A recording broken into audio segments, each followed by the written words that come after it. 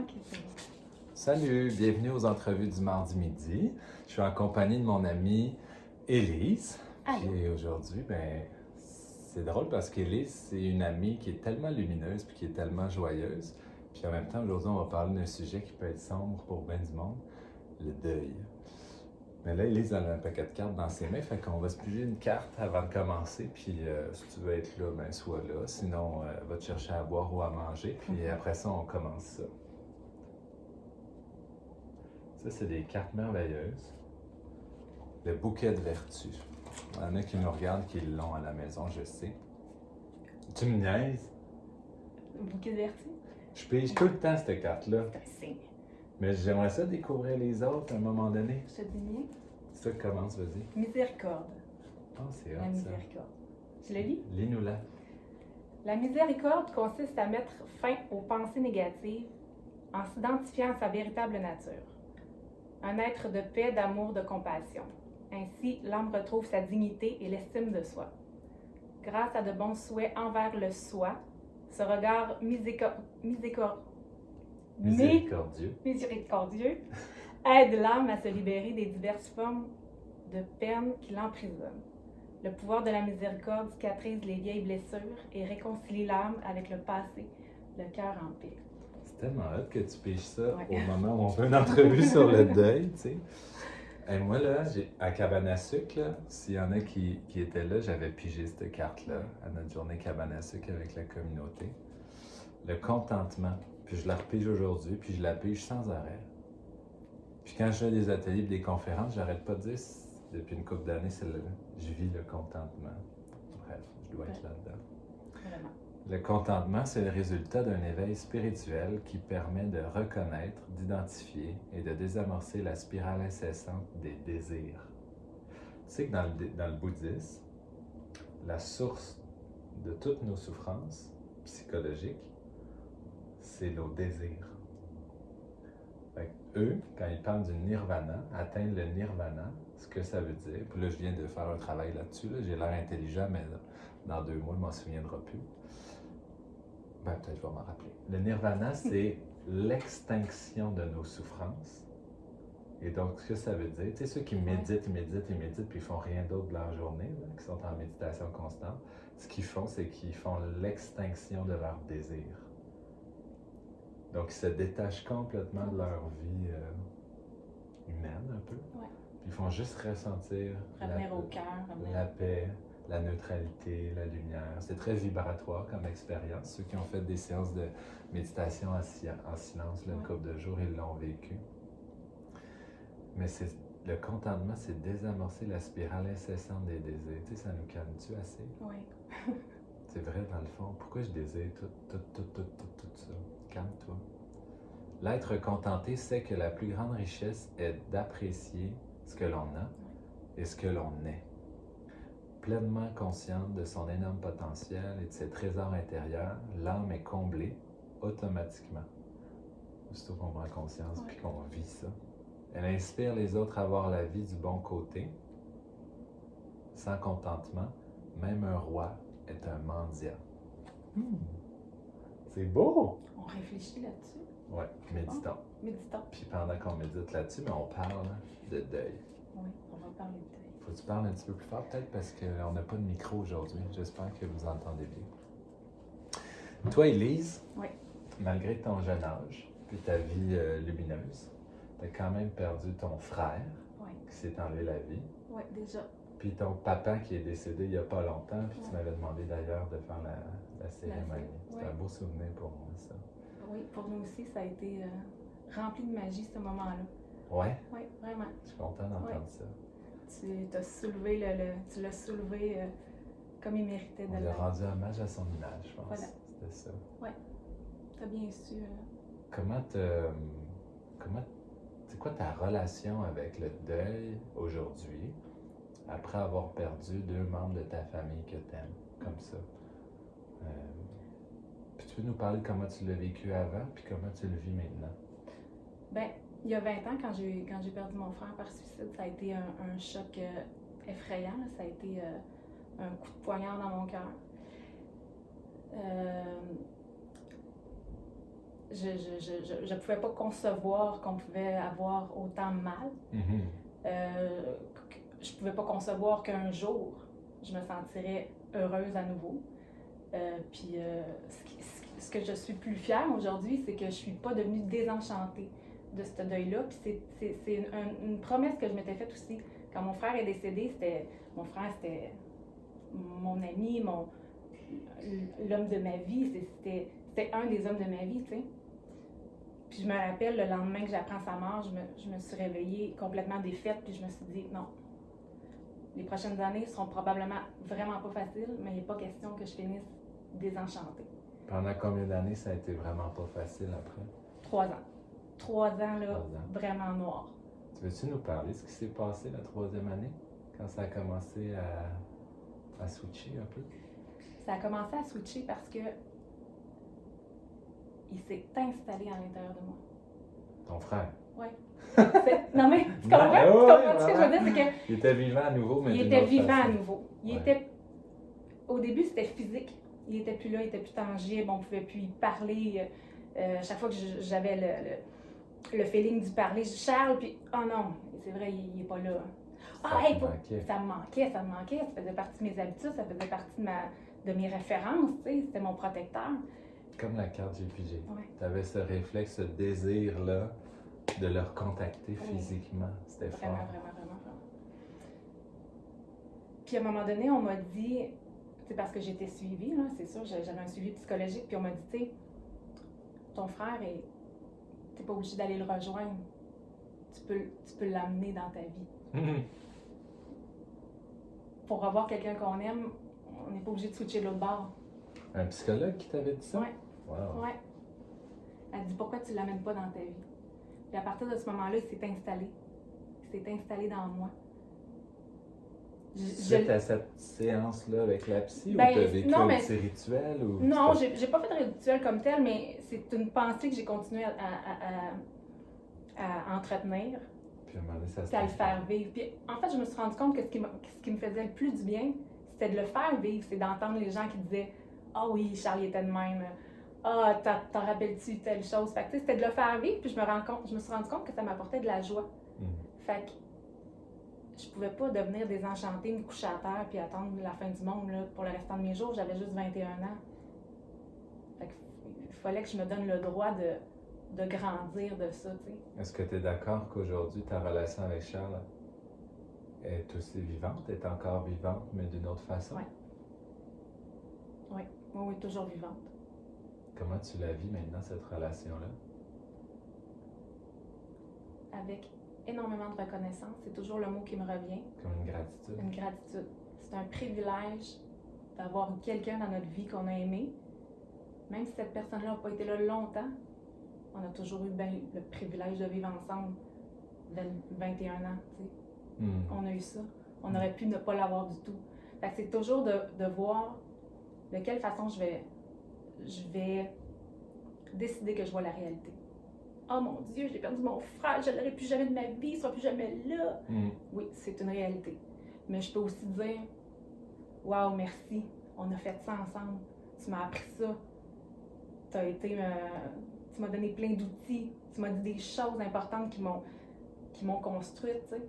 Est-ce qu'il te les dit encore, ces choses-là, dans des moments de connexion avec la vie, soit vulnérable, soit joyeux? Est-ce que tu as encore sa voix qui te parle, ou c'est plus silencieux, c'est plus une présence? Ou...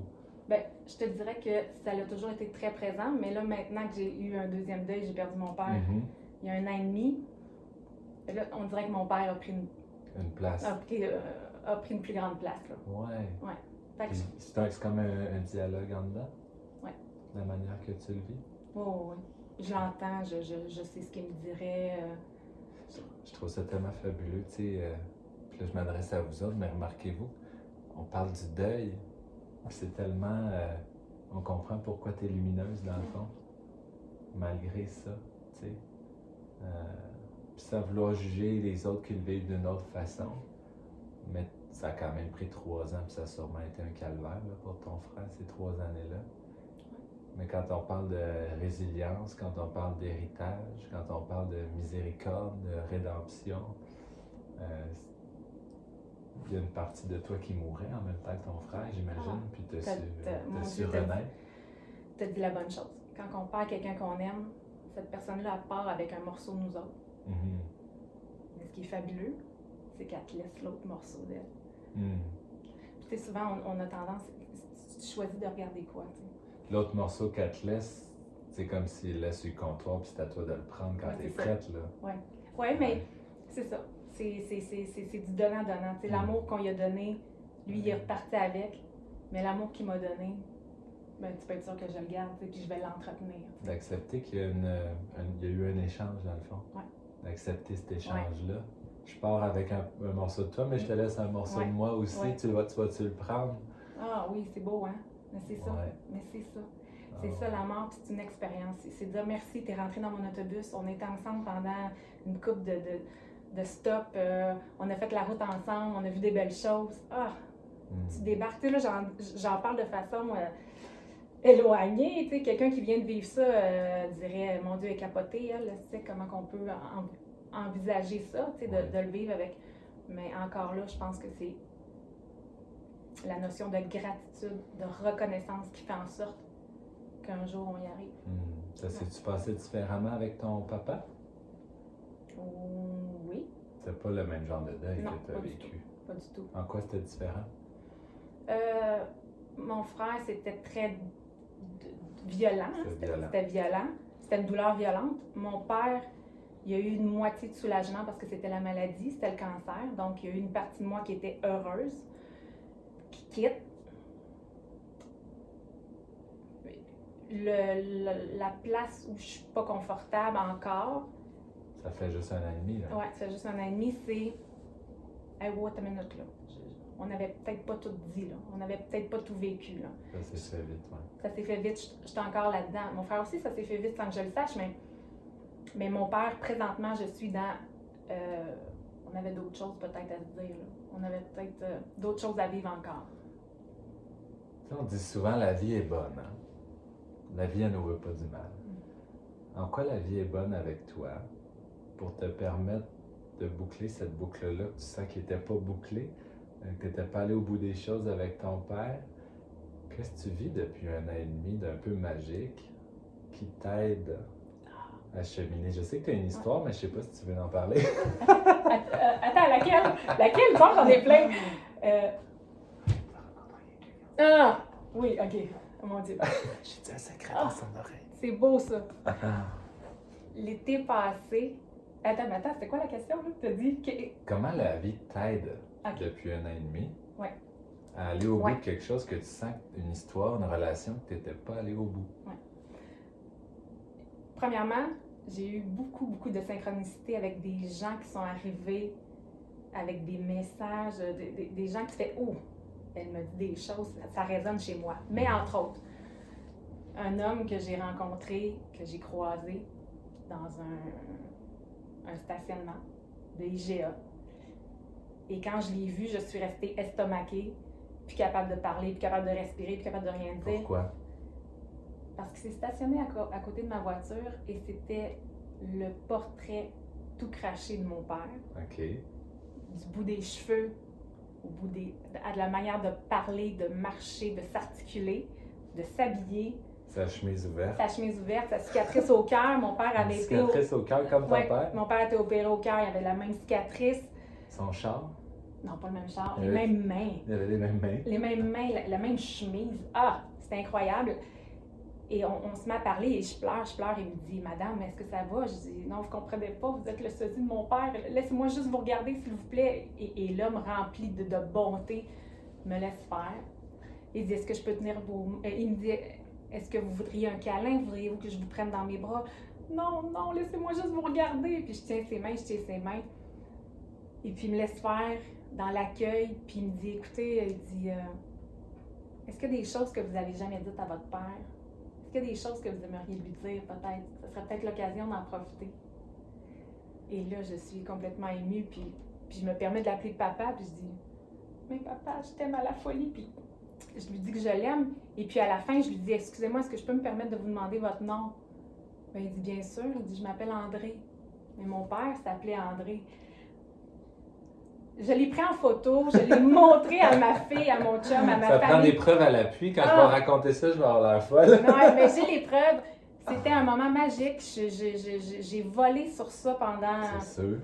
pendant des semaines et des semaines. J'ai vu ça comme un coucou de mon père qui venait me dire, écoute, C'est malade ce que tu as vécu. c'était malade. En même temps, tout le monde n'aura pas peut-être Non. cette opportunité-là dans son deuil. Après coup, est-ce que tu te dis, dans le fond, ce monsieur-là, il est venu m'enseigner quelque chose, que j'avais du pouvoir sur les choses que je contrôlais pas. Tu sais, il t'a permis quand même de dire des choses que tu n'aurais pas dites si tu ne l'avais pas rencontré. Pour ceux qui vivent un deuil, qui vont t'écouter, qui nous écoutent, y a-t-il quelque chose de libérateur que tu aurais pu faire finalement, même si tu n'avais pas rencontré ce monsieur-là, que tu dis oui, si tu vis un deuil, là, ose te faire vivre ça pour passer à autre chose. Qu'est-ce que tu aurais à dire? Ben moi, je pense qu'il faut se permettre la déconfiture, si je peux me permettre, là, dans le deuil, là, la déconfiture, quand ça fait mal, il faut se permettre de le vivre, il faut se permettre de se faire des rituels, écrire des choses, brûler des papiers, se faire vivre des rituels. C'est essentiel. Tu l'inventeras, joue à la sorcière, joue au sorcier. Fais-toi vivre une expérience qui va te libérer. Peu importe comment tu vas la vivre, fais-la. Puis crois-y. Puis t'es pas obligé d'en parler à personne parce que le monde ne sont pas obligés de le savoir. Mais toi, fais-le pour toi. Est-ce que ça peut se vivre autant tout seul qu'avec un autre être humain, ce genre de rituel-là? Oui. Quelqu'un qui t'a confiance, quelqu'un qui traverse le même deuil, quelqu'un qui a une signification pour toi, oui. Qui a une écoute. Oui, qui a une écoute. C'est un monsieur-là, toute sa carrière d'ailleurs, c'était quoi son métier? Psychoéducateur. Il était psychoéducateur. T'es tombé sur un homme pareil, qui porte le même nom, puis qu'en plus, il a déjà la compétence de t'accueillir là-dedans. C'était pas parfait comme moment? C'est parfait. Tous les jours de ma vie, je remercie la vie. Puis d'être sensible aussi au coucou qu'on a. T'sais, il y a eu celui-là, ça c'était plus qu'un coucou. T'en as eu plein d'autres? Oui, j'en ai eu plein d'autres, mais c'est ça. Dernière question que j'ai pour toi là, dans cette entrevue, après on vous laisse dîner en paix. En quoi ces événements-là de ta vie intense ont fait de toi une meilleure personne, une grande femme?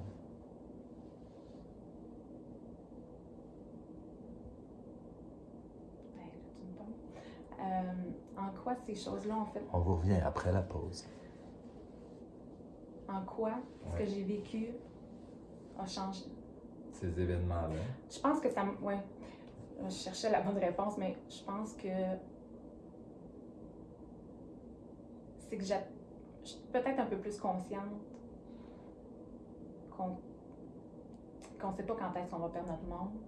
Je suis peut-être un peu plus consciente la fragilité de la vie. Fragilité de la vie.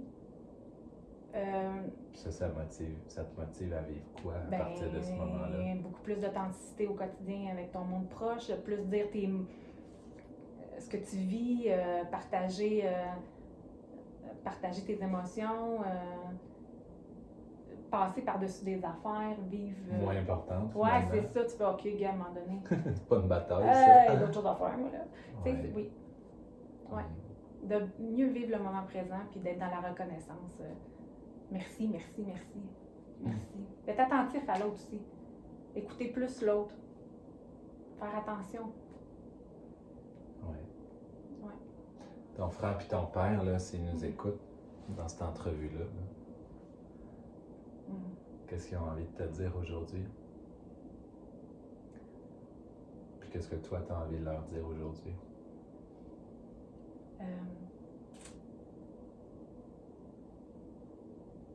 Moi, j'ai envie de leur dire que vous êtes les 2 premiers hommes de ma vie, que je vous aime à la folie, que vous êtes beaux, que je suis contente que vous soyez ensemble. Continuez de veiller sur nous, sur moi, sur Cocotte, sur ma famille. Ouais. Puis je sais qu'ils vont le faire. Puis eux, qu'est-ce qu'ils te disent? Arrête de t'en faire. Arrête de t'en faire. Chill out. Ah, c'est cool. Ah, nice. Ouais, c'est ça qu'ils disent. Merci beaucoup, mon amie Élise. de t'être ouverte comme ça, de façon vulnérable, avec ton cœur, ton authenticité. Je suis convaincue qu'il y en a qui ont apprécié. Merci. Namasté. Merci, mon ami. Au revoir. Bye.